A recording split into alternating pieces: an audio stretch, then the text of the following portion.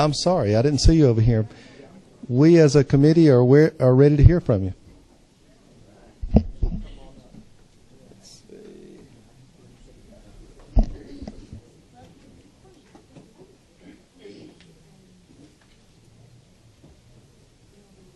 And I'll preface by thanking you and the Lottery Commission for the wonderful work that you've done and for the kids in our state and the money they've received. Thank you very much. We appreciate that. I'm joined by our chairman, Jimmy Bradwell. We drove up to the special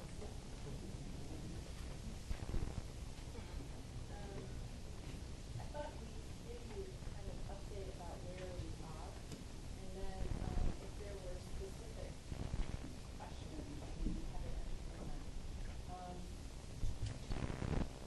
That's probably helpful. And Happy New Year to everyone.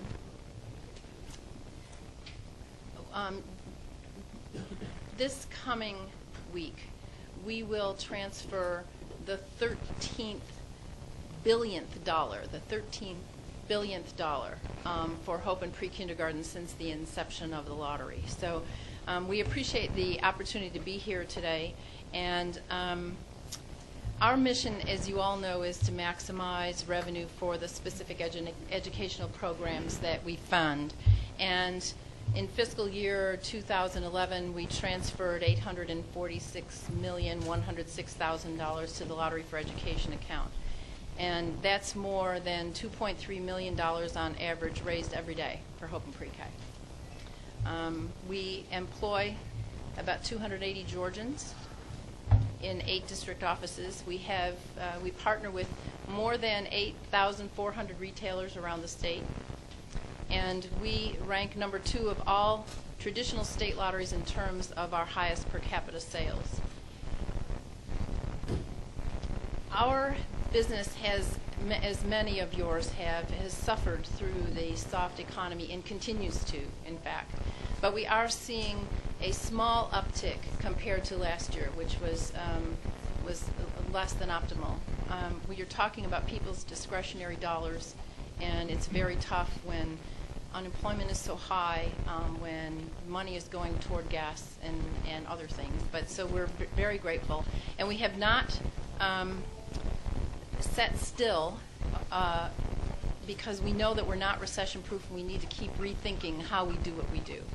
So while we're a top-performing lottery in the world, I mean, we're number 16 in the world in gross sales, and we're beat by major countries like Spain and the United Kingdom, Italy, China, Japan, all sell more than we do, but we still beat California, which has 4 times our population. And I think that there's 2 very good reasons for that. One is that the money goes specifically to programs here in Georgia, where oftentimes in some of the other lotteries around the country, it may go to the general fund. It may not go directly to programs. And the second reason is the enabling legislation. And for those of you who were in the General Assembly at the time that the Georgia Lottery was begun, know full well that that enabling legislation really set this apart and gave the Georgia Lottery Corporation the flexibility to be able to do what it does and do so well. Next, on Sunday, the same day that our transfer is due, we're going to start selling Powerball at $2. We have 2 major, huge jackpot games. One is Mega Millions and one is Powerball. And as part of an overall strategy, 3 years ago, several of us from several states actually met at the Georgia Lottery Corporation in February of 2009 to talk about the future of those games and what to do next and how we could continue to grow the revenue. The first step was to sell both games in all lotteries, and except for California, which doesn't sell Powerball yet, and Florida, which doesn't sell Mega Millions yet because of the strength of their in-state lotto games, we now are selling both Mega Millions and Powerball across the country. So the second step in that strategy was to think about raising the price of one or both of them. And after a couple of years of discussion and research, and I will say some arguing along the way, Powerball is now going to be the $2 game. We expect, as a result of that, for the jackpots to grow much faster because, again, these are jackpot games. That's why people play, because they want to win the huge dollar amount. And we're also working at the same time, again, the third prong of that strategy was to work on another product, a national product that could be offered across the country that would not be an echo of what we currently have in our gaming menu, but really something brand new and different. And we're still working on that. We hope to have that launched in September with as many lotteries as can go forward with it. That's about where we are.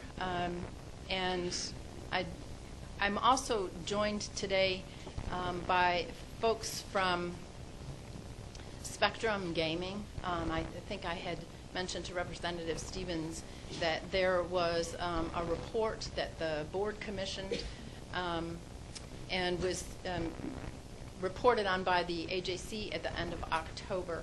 And so they're here to answer any maybe specific questions you have about that. And I'm also here with our chairman in case he'd like to address you. And is it possible to get a summary from the commission?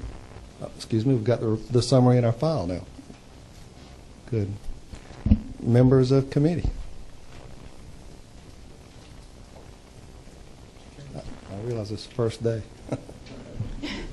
I'm not sure if we've got people that are coming later on to do a presentation for this question, and if this is out of line, let me know. But thank you, Mr. Chairman, for taking my question. I know you said that we were 4 times better than California in our sales. No, we're actually ahead of them. They just have 4 times as many people. Okay. So you would expect with a much larger population. Right. That okay. I'm sorry. But the question is, how do we compare with monies that we actually get to keep compared to them? It's basically, what is their overhead versus our overhead? Are we keeping a higher percentage than they are, about the same? Specifically, I can't compare necessarily to California, but I do know that we're number 2 in per capita profit when you take the traditional lottery. And our general and administrative costs at the board's urging has always remained 1% or below of the total. Are there stipulations in place and guidelines that you have to stay within as far as? It's directed by the board, yes. Yes. Of course, I believe the enabling legislation speaks something as near as practical to 35%. On the profit. Yeah. Okay. That percentage back in I guess the early to mid-90s when the lottery came about, approximately, I believe, 2/3 of the revenues came from the online games, which are the pink games, is what I say. As things have changed, it's almost flipped now that 2/3 of the revenue now comes from the instant games, which is the scratch-off games, which carries a much higher payout than the online games do. I think roughly, what, 72% payout. Wow. So I think the return to education has been around 26% over the last 2 or 3 years, probably. Okay. Thank you very much. Members?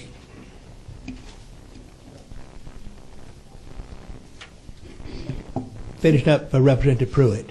For every $1 million is bet in and comes in, collected, approximately how much percentage is that do we get back in for Hope Scholarship? About 25 to 26 cents of every dollar. Okay.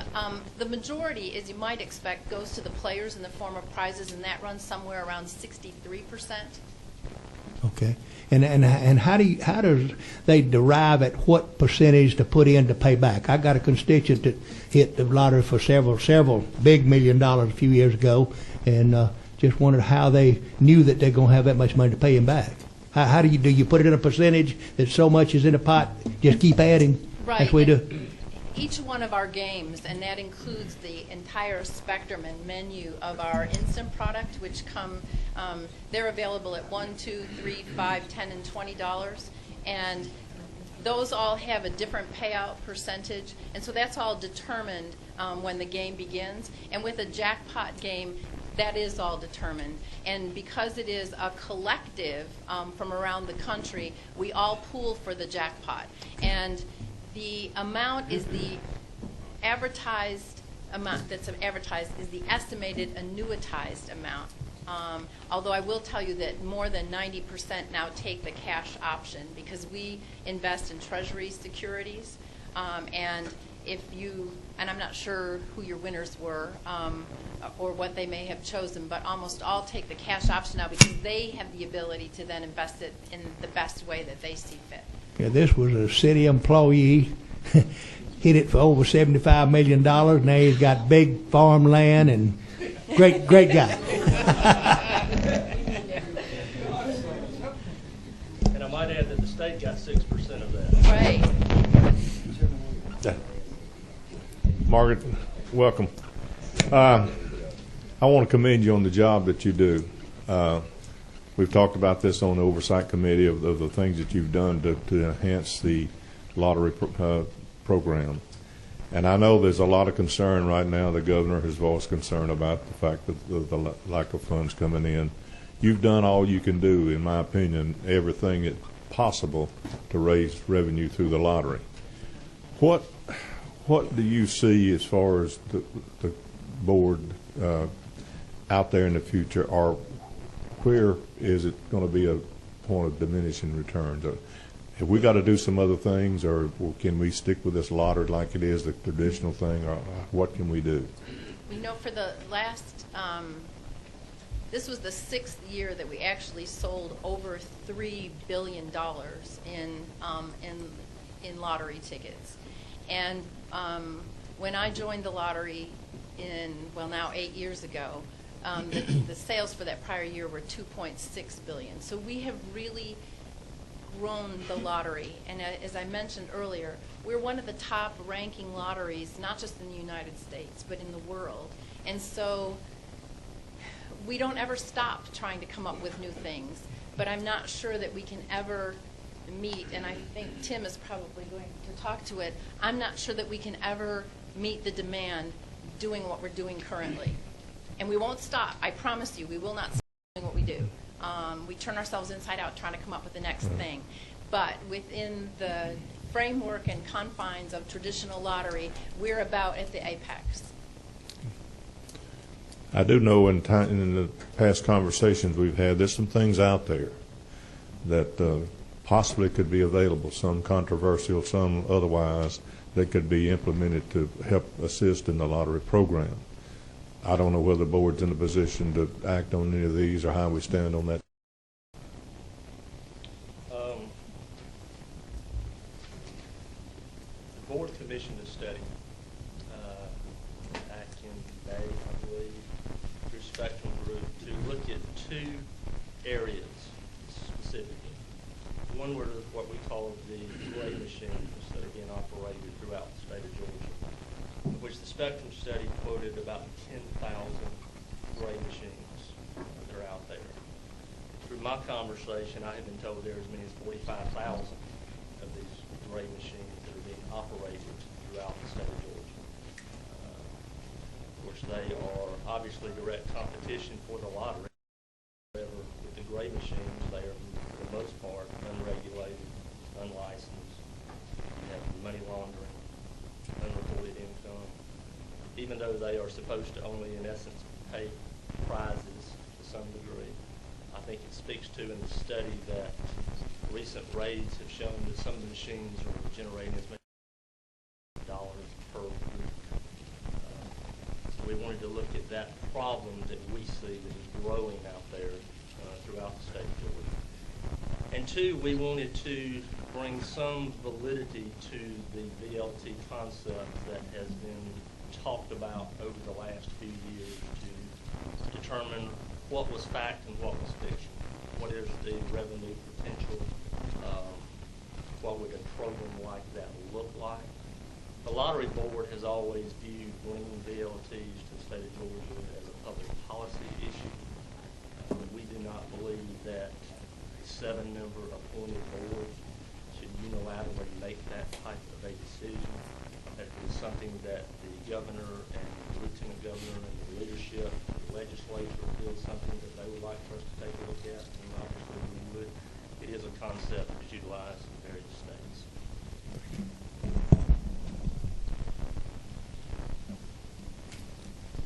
If I may, Jimmy, tell me something.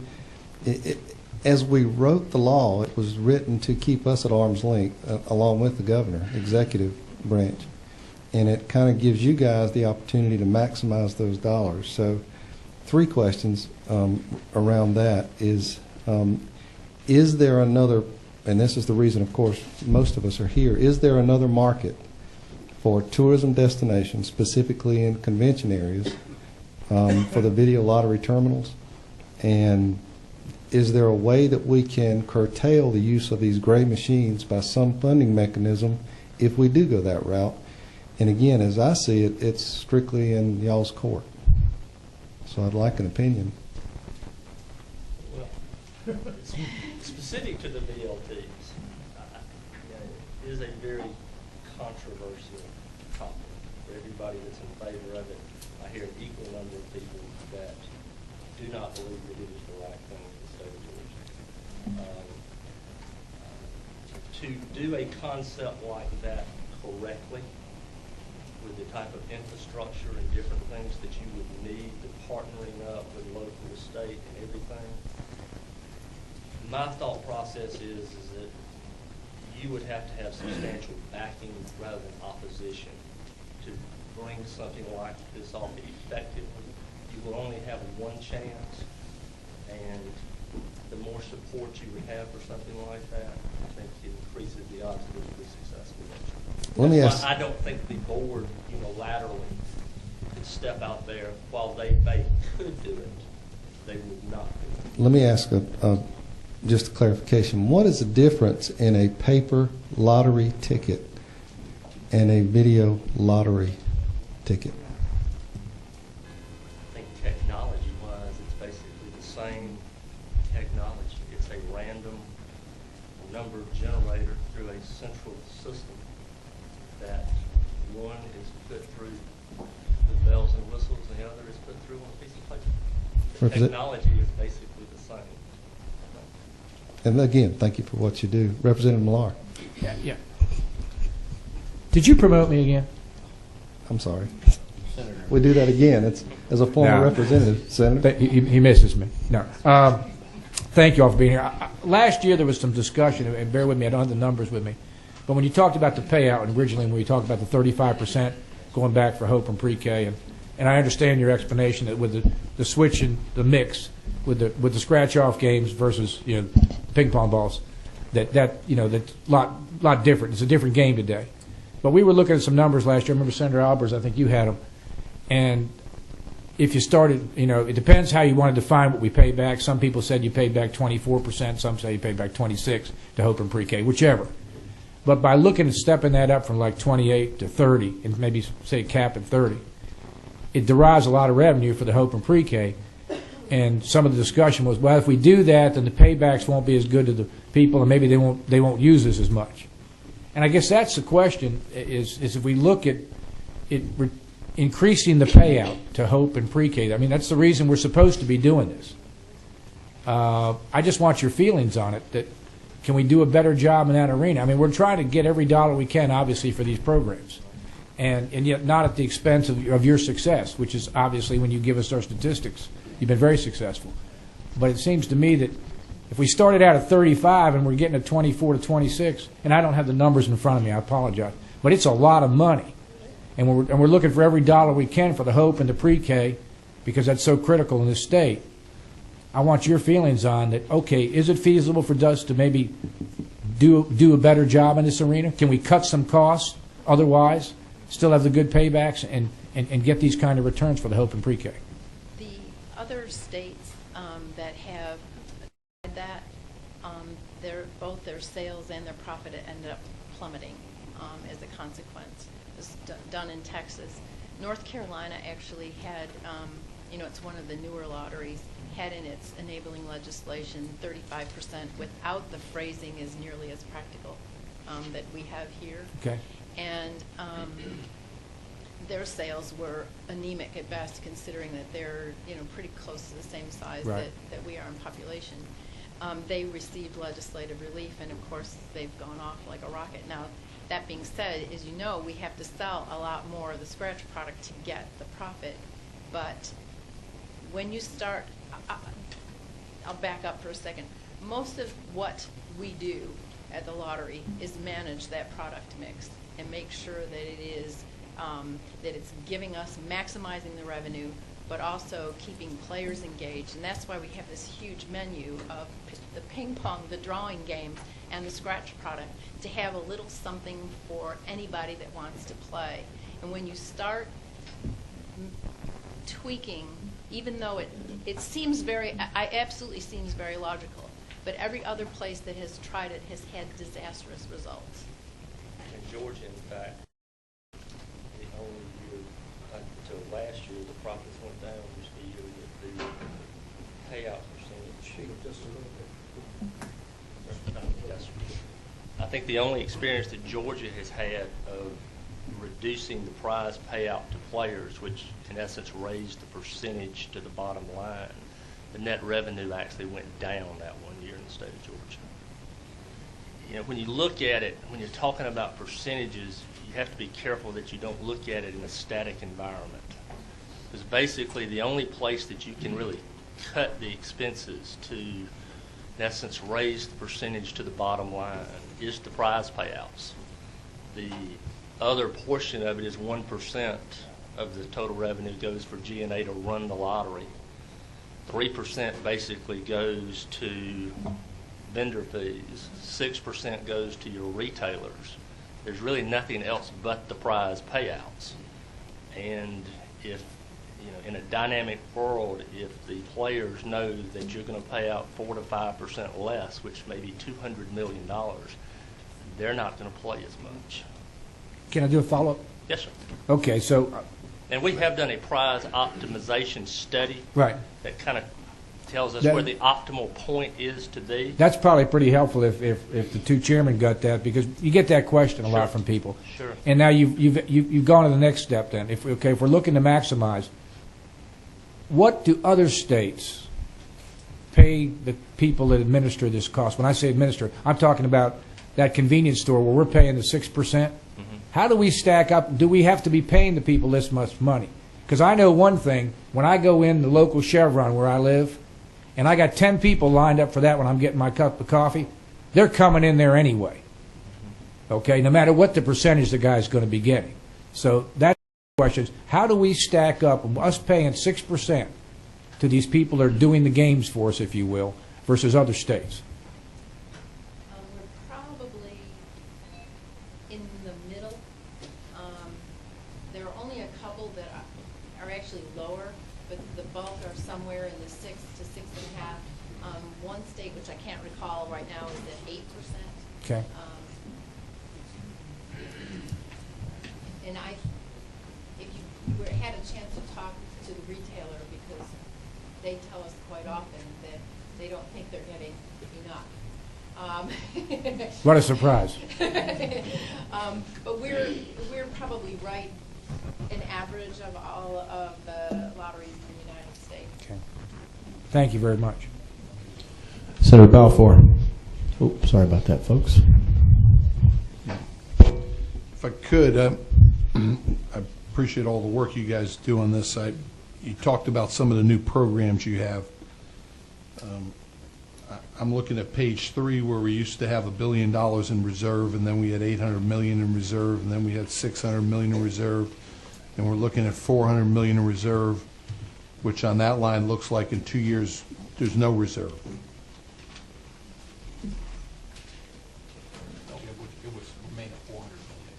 It's going to remain at $400 million because of the bill we passed last year? Yes. You're assuming, you're estimating. Correct. But through the appropriations process, we now sort of get into my presentation, we have to manage the ability to manage the revenues against the expenses, which we did not have prior to House Bill 326. and I understand the comments being made about it needs to be more than the lottery commission. And I don't necessarily disagree with that, but I see a number of other states that are doing it differently and bringing in a lot more money, where all of a sudden where we're cutting back on things for Hope. We wouldn't necessarily have to cut back things on Hope if we had more revenues coming in. Let me ask you one other thing, which is some Supreme Court ruling just recently I just basically read about that said internet gambling. Okay, so that's going to be legal? It's actually, the Department of Justice reversed itself from its opinion on a 1961 Wire Wager Act, which had to deal with sports betting. But the Department of Justice has held that internet gaming of any kind is illegal until December 23rd, when they released a reversal of that, which basically gave lotteries the ability to sell over the internet. Which, in my understanding, is New York and Illinois are looking at those. So actually, Senator Balfour, several states are looking at it. Iowa, the District of Columbia is very close. Illinois will probably begin selling in March. How about Georgia? That'd be great. Is Georgia looking at it? We've been doing, in fact, almost all lotteries have been doing things, for instance, getting people to come to our website on second chance promotions, having the ability to tweet messages, to email folks about jackpots, to get people visiting our website. We're also embarking on a new initiative where there will be a player card later on this year, and all of those actions by not just Georgia and Illinois and New York, but really several others, is all to get ready for the day when we would be able. And it really, whoever gets in that space first will own it. And as you might expect, the poker players of America and the casinos of America are very, very interested in having that happen so that they control it. But that's Absolutely. yes. But then the question would be, what would that do to some of these things? It's a If I can go on and I can play poker, or I can play blackjack, or I can do whatever online, that's got to affect our lottery funds. if it's coming to the lottery, no. And I mean, we really see it as an additional channel. Again, we don't see it as something that will bring in massive. It's also a way to be relevant and exciting and get people perhaps playing on the devices that everyone carries these days. But if New York does it, and Illinois does it, and California does it, and Georgia doesn't do it, we're not getting any money, are we? No, not from other, no. So I love, hypothetically, a certain game, and you don't play it, so New York's going to get my money, or California or Illinois. Right, although you'd have to be in New York. You'd have to make On the internet? a trip to the city. Yeah, because it's talking about doing it intrastate. Intrastate. Or with compacts with other states, similar to Powerball and Mega Millions. So, someone's going to have to explain to me how internet's Okay. intrastate, but Intrastate. Yeah, if I could make a couple of points about that particular point. One of the concerns that we of the lottery have looked at is a way to engage the next generation of lottery players. To be quite frankly, my stepsons do things completely different than the way I do them. Their whole world revolves around a thing in their hand.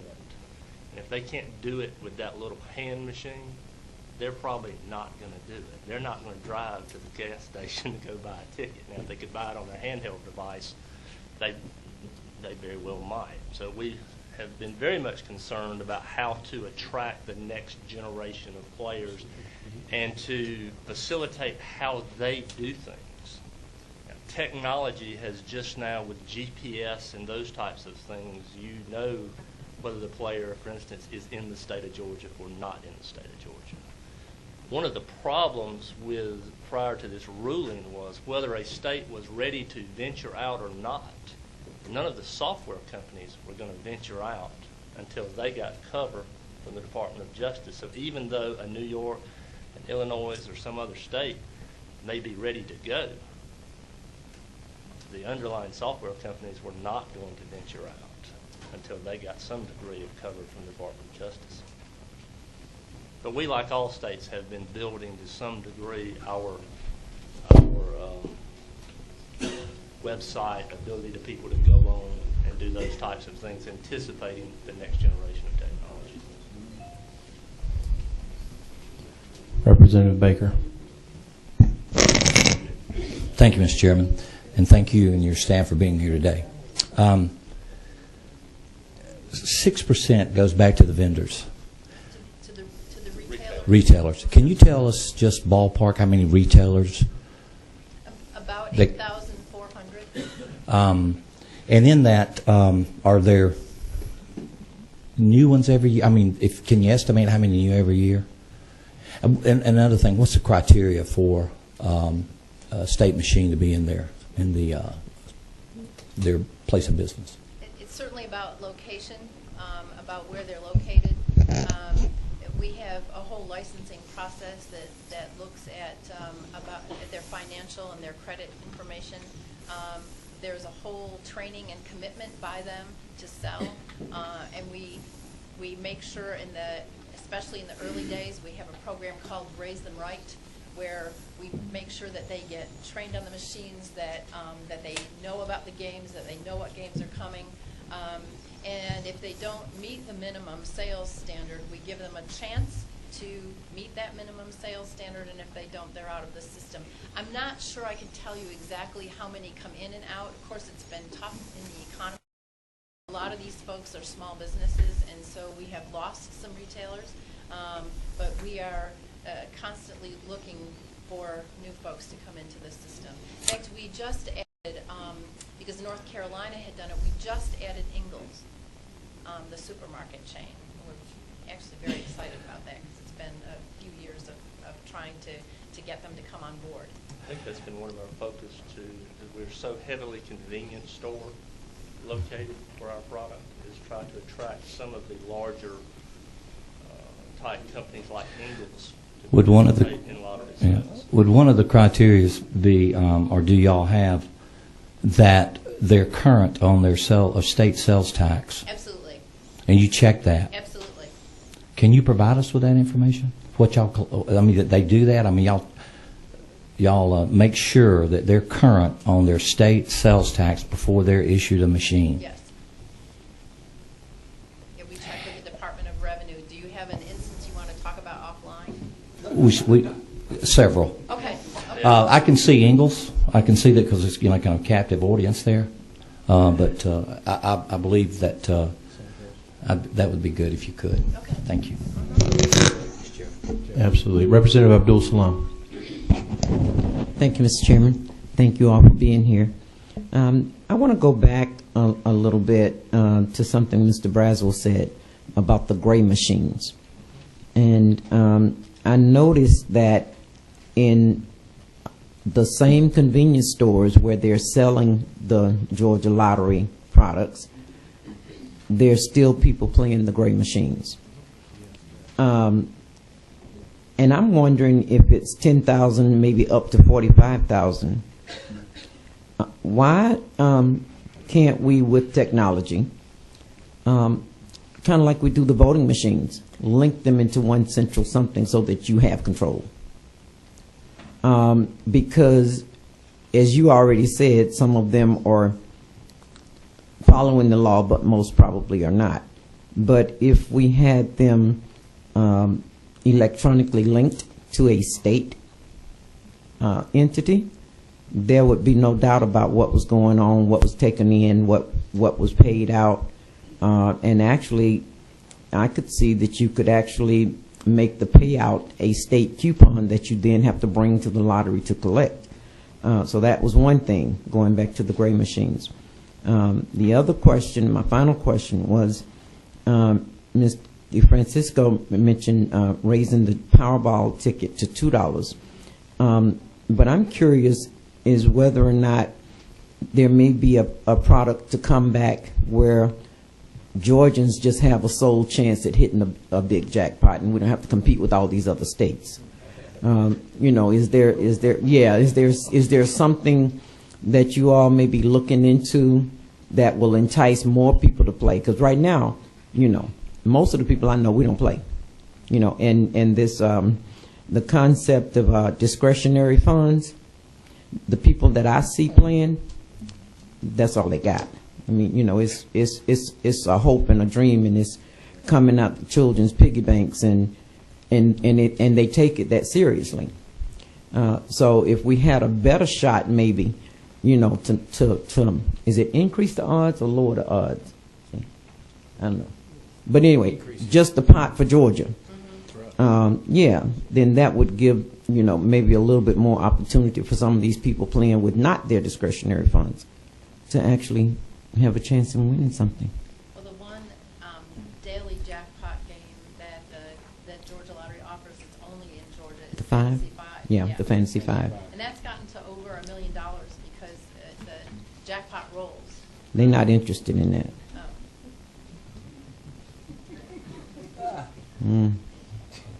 Yeah, we need a bigger one. I mean, seriously. Right. Okay. But with in-state lotto games, it requires a larger population in order to support. That was actually how Powerball came to be. It initially started out as little, teeny tiny states with very small populations that couldn't have an in-state lotto game that would have a big enough jackpot, so they banded together to pool all their funds to be able to offer a big jackpot game. And of course now, with it being sold across the country, it's massive. It's just massive. And your odds are less. Yeah. Oh yeah, they're very steep actually. If I could suspend a moment, and if I don't mind you staying, or if you wouldn't mind staying, Margaret and Jimmy, just I've got, from a point of a perspective of tourism, I'd like to get the. Oh, I'm sorry. Did you ask your last question? Okay.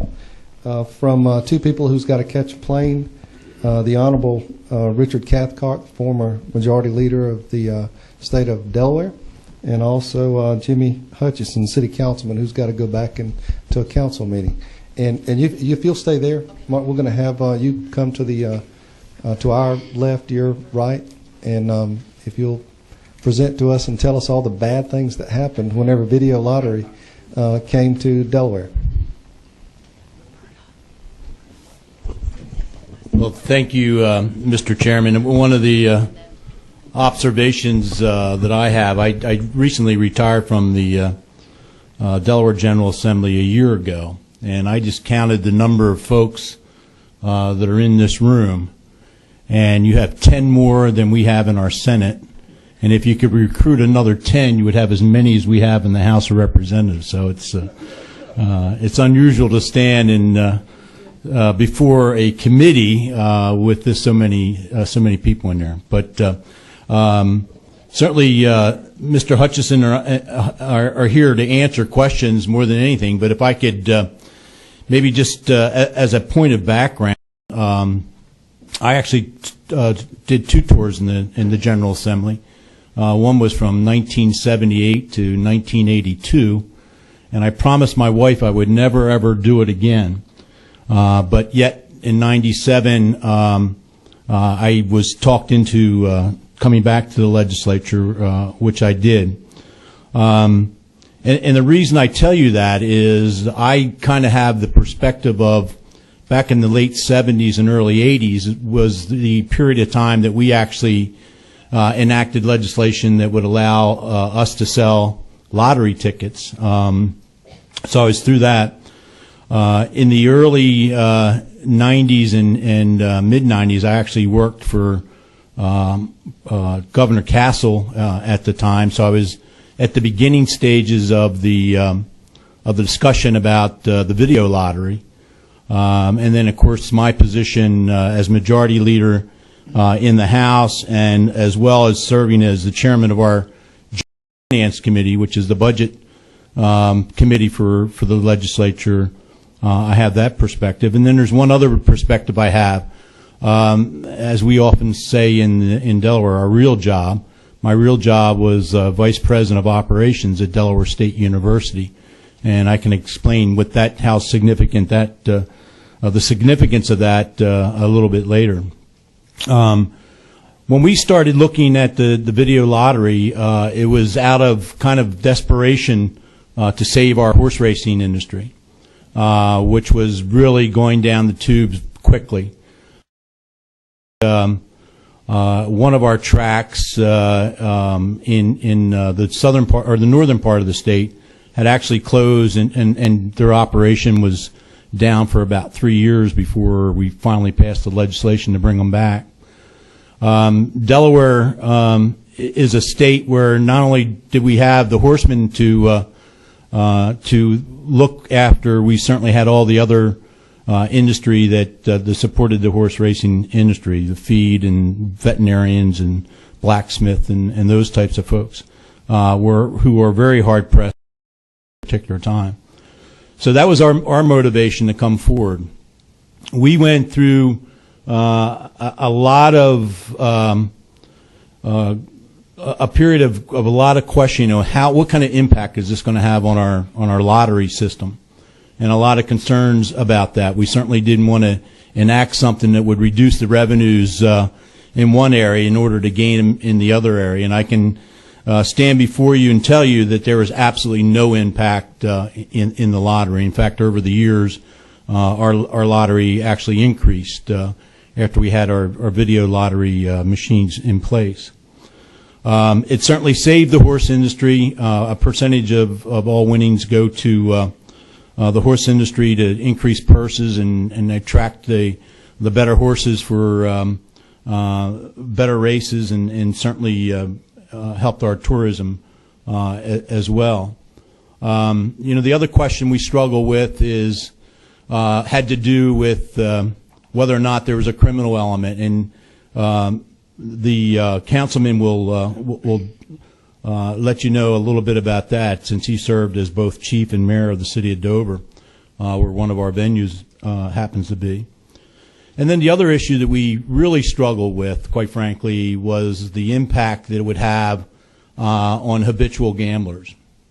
And one of the things that we wanted to make sure of when we did finally pass the legislation is to make sure that there's funds there that the habitual gamblers would have a resource to go to. Not only a source to go to, but a system in place that would aggressively and proactively seek out those that need help. And that has certainly been very, very successful. So with that, I'll be glad to answer any questions that you may have from that perspective. Let me just add my one thing about Delaware State University, who is a historically black university. And as with all historical black universities and colleges, many of our students are first-generation college students, and really have to scrape together to get the resources to get an opportunity in higher education. One of the things that helped Delaware State University, and we are directly across the street from Dover Downs, one of the larger venues in the state, is that our students had an opportunity for employment in their banquet facilities. Our hospitality curriculum played very well into that. Not only did they have an opportunity to earn money to help pay those tuitions, it also gave them an opportunity to put something on the resume. We had a very large retention issue, and when we started looking at the data, what we found out is 83% of the people, the students that dropped out because of financial reasons. So it was a huge, and I can't overemphasize a huge benefit to Delaware State University, as well as other universities in Dover, Wesley and Wilmington Universities and Del Tech University. So that's kind of the perspective from many angles. And so with that, I'll be glad to answer any questions, Mr. Chairman. I hear you say it did something for your tourism sector? It did, yes. I mean, I think, we struggle with whether or not to allow these machines to go into gas stations and private clubs and those kinds of things. And I think what we ended up believing and looking at some of the data that we looked at, and I can't remember all the various states that we looked at, what we found is that if you put it in a gas station or you put it in a private club or other venues like that, there's no real economic gain. There's no new jobs because those employees are already there anyhow. So there's no major benefit to that.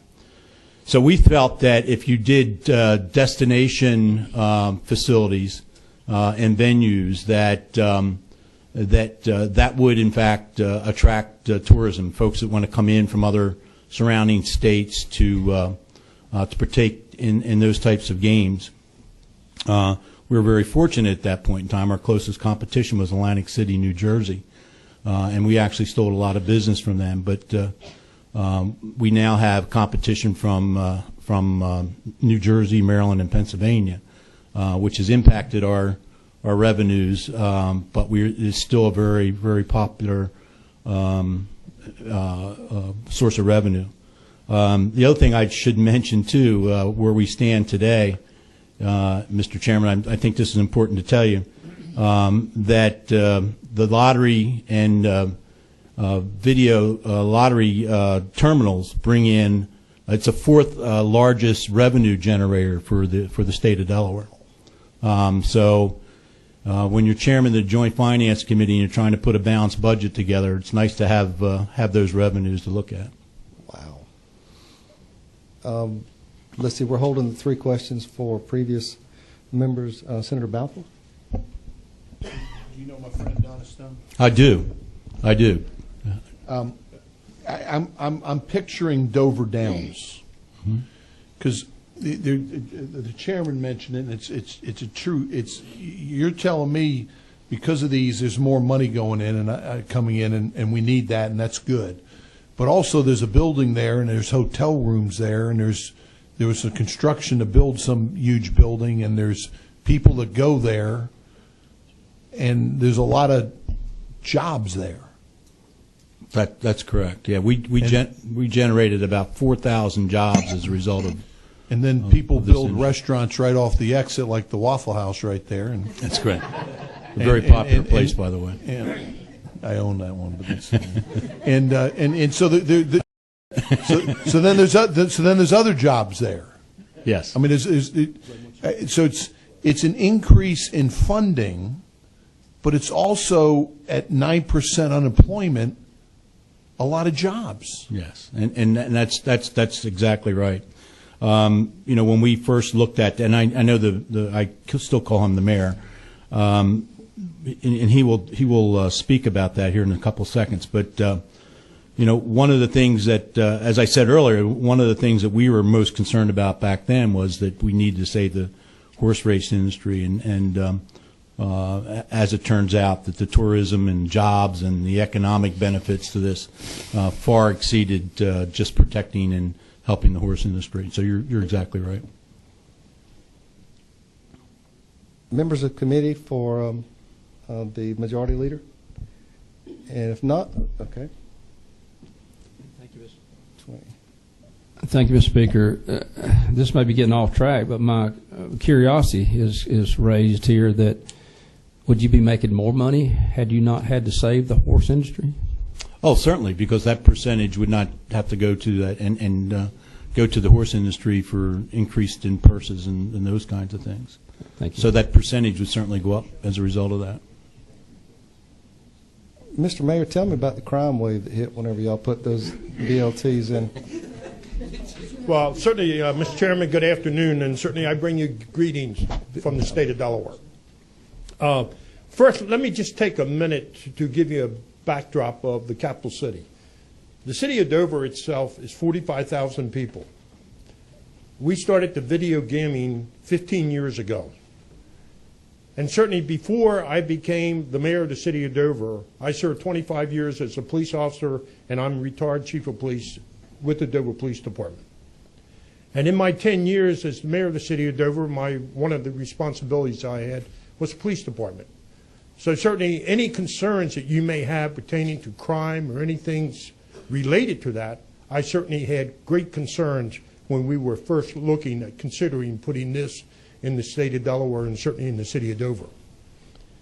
And I can stand before you today after 15 years and tell you the problems that we've had has truly been unfounded regarding creating major problems for us. And I put that to 3 reasons why we've been able to be so successful. First, I think what is critical is selecting a site location. And second, one of the most important things you do is selecting a management team. A management team that not only will they take and run that facility the way it's supposed to be run, but will take ownership and be a part of the community in which they live. And third, what kind of customer base do you want to have to come to that facility? And I'm proud to tell you that after 15 years in the state of Delaware, economically, this has been nothing but a success story. I am proud of what we've been able to do. And we've done such a good job because we've been able to control it. Control is extremely important. And when you talk about the gray machines that you have, that would create a serious concern.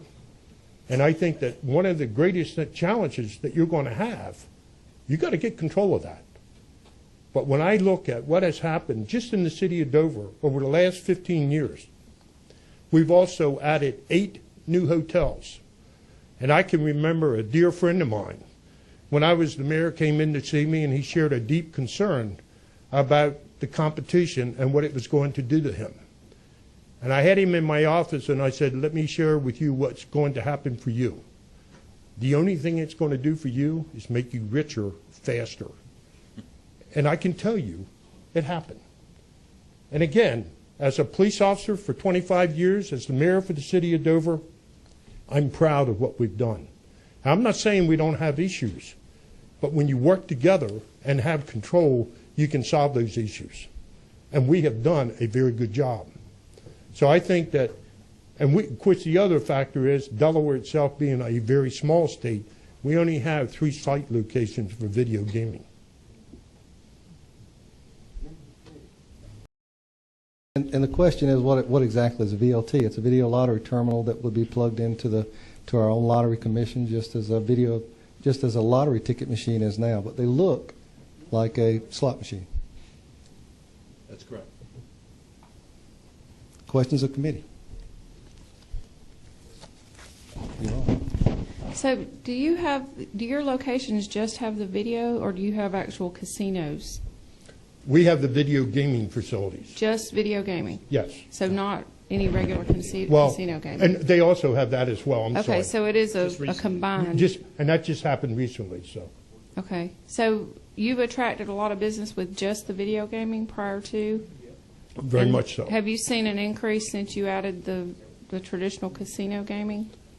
Well, I think it's important to understand with the economic turndown, I mean, we're having issues to deal with as well.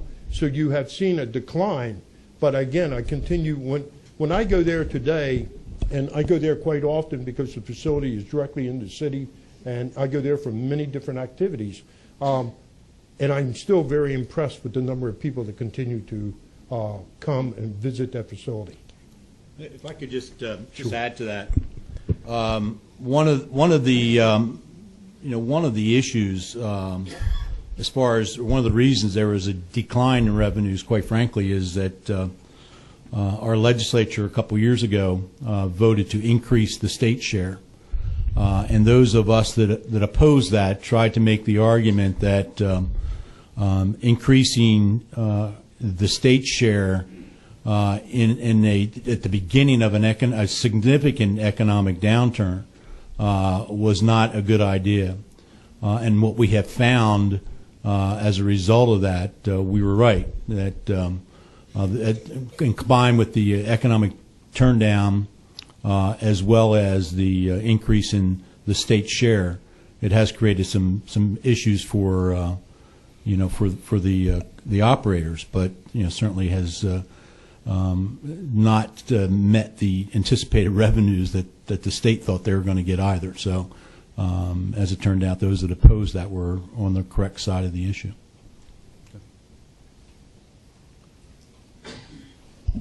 Senator Albers. Thank you, Mr. Chairman. Gentlemen, thank you so much for coming and giving us your wisdom today. I guess as I heard the conversation back and forth, I heard some things that seemed to be positive and some things that seemed to be negative. When you put all those together with the job creation versus the video lotto terminals, what does that net out to? I mean, what was the end product there? There has to be an equation there that we get to. Knowing that question was going to be asked, and knowing how quickly you forget things after you leave the legislature, I did do a little bit of research on that. Since 1996, which is 15 years ago, the VLTs generated a revenue of $8 billion, keeping in mind the size of the state of Delaware. The total share to the general fund was $2.8 billion. And then the horse racing industry received $900 million. So it's $8 billion revenues from the VLTs. General Assembly, General Fund received $2.8 billion, and $900 million to the horse racing industry. So overall, just a follow-up question. It seems like to me that the VLTs were successful then. Absolutely. Okay. Very, very successful. Okay. Very. It exceeded. Both the lottery, when we first enacted that, far exceeded our projections, and certainly the video terminals far exceeded our projections as well. Right. So would you recommend horse racing in Georgia as well? I would highly recommend horse racing in Georgia. I didn't know Georgia didn't have horse racing, to be honest with you, but it's a problem we're working on it. But it's certainly a fun sport to watch. Okay, I think that's a committee meeting for another day. Senator Miller. I'm not going to ask you about the horses. For those of us that don't have a true understanding of how VLTs work, if I walk into your facility, where you say you got 3 in the state, let's say I walk into the one in Dover, and you say the VLTs are, what's my experience? I mean, what am I looking at when I walk in there? Am I playing blackjack? Am I playing poker? What am I doing with these terminals exactly? Well, it's a good question, and a lot of the legislators, when we first started talking about this, were kind of confused at what the feel of the venue is going to be.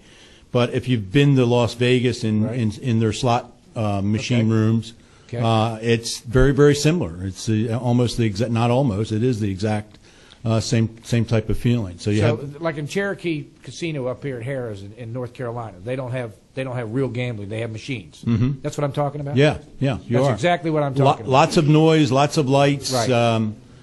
Just a lot of excitement. Bling bling. Right. Lot of generates a lot of excitement. Brings the nice thing is it brings the higher level entertainment acts in that you couldn't necessarily afford to bring in. So there's the fringe of it as well. I'm basically talking about a casino without live gambling. That's correct. That's what I'm talking about, aren't I? It's exactly the same. Yep. So that's an understanding. Okay, thank you. Representative Abdul Salam. Thank you. Thank you, gentlemen, for spending some time with us. Mr. Cathcart, if I may, I'd like to just find out from you the dropout rate at Dover State, the 83%. When you all instituted the video, the VLTs, did you see a change in the dropout rate, and how would that have helped? Yeah, we had a huge retention issue. We call it retention as opposed to dropout, but call it what it is. At the time, I believe we were probably in the 40%. So 40% of our students that entered their freshman year did not graduate in the sequence that they were supposed to drop out. We started looking at started doing exit interviews and found out that, as I said, 83% were dropping out because of financial reasons, not because of academic reasons. when that came in, when those opportunities came in at Dover Downs, that increased probably by 6 or 7%, and we aggressively pursued some scholarships that were only available to Delaware State students, and that has been a huge impact. Now, I started to say graduated a year ago. I retired about 6 months ago from Delaware State University, and their retention rate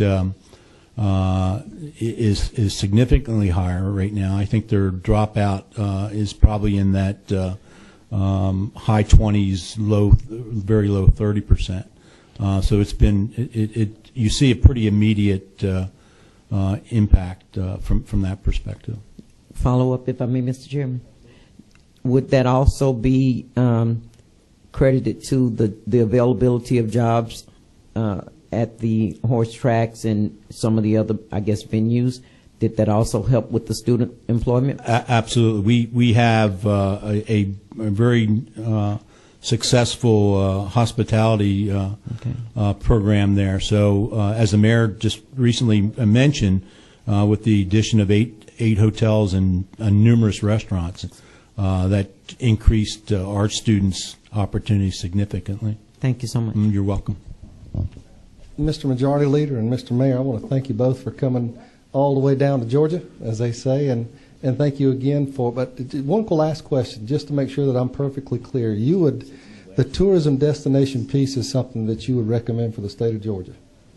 I would, because of what I mentioned earlier. I think if you look at it from an economic development initiative as well as a revenue initiative, the only benefit you're going to get is if you have destination venues. You're not going to get it at the gas stations or private clubs or wherever you may want to put those, because there's no new jobs comes with that. The new jobs comes with the venues, and that's where you're going to see the significant economic impact. And I did hear you say, just a further clarification, that it did not interfere with the lottery.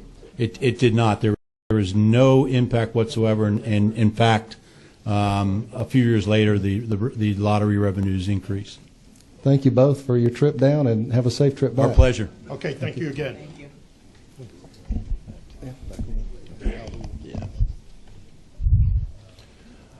Okay, we're going to get back. I think you had a question or two.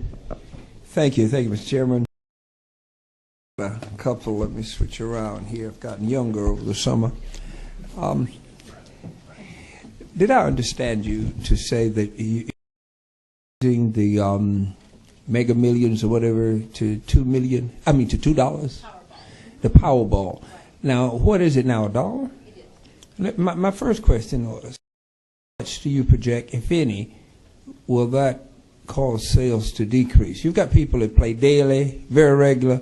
All of a sudden, we've gone up 100%. Will that affect the overall sales, or what are your projections on that?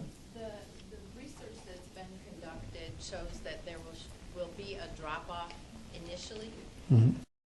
In mind that these are jackpot games, the jackpots will roll at a much faster rate and get much larger. And we think even though we may lose a few folks at the beginning, we'll get them back. And we'll also get the folks who don't usually play now until it gets over $100 million. That's true. I remember the days when it was $10 million and it would start a line around a store. Now no one even pays attention until it's $100 million. So we expect that it will be over $100 million, over $200 million, over $300 million, much more frequently. And people also will have the option to play Mega Millions, which will remain at $1. Okay, follow up, Mr. Chairman. Absolutely. You mentioned around 3,000, 8,000 locations. Are we talking about 8,000 convenience store locations? No, but somewhere around 3/4 of our let's say 3/4 network is a convenience store. A single owner, somebody that owns just one store, to even the small corporates that have convenience stores. So is it fair to say, or am I exaggerating, is it fair to say that 3/4 of the revenue comes in through convenience stores? Yes. Yes. Okay, reasonable. So if we even think about cutting the goose that laid the golden, who keeps the golden egg, that's the 3/4, and you're going to tell the goose, I'm cutting your feed back by 2%. Could be a little problem with the laying. You know, I'm wondering, how do you even think about punishing the folk that bringing in all the money? You know, to me, if anything, we talk about upping the ante where they'll do a better job. That's just my thoughts. Under no because I heard, and I can't remember, something happened, and you almost had a full-scale rebellion. It was just talking about a little bit of movement, because there's not a lot of money unless you have a huge volume store. You're not really taking in a lot of money selling the lottery. So really, your real revenue producer is that convenience store that does 3/4 of it. So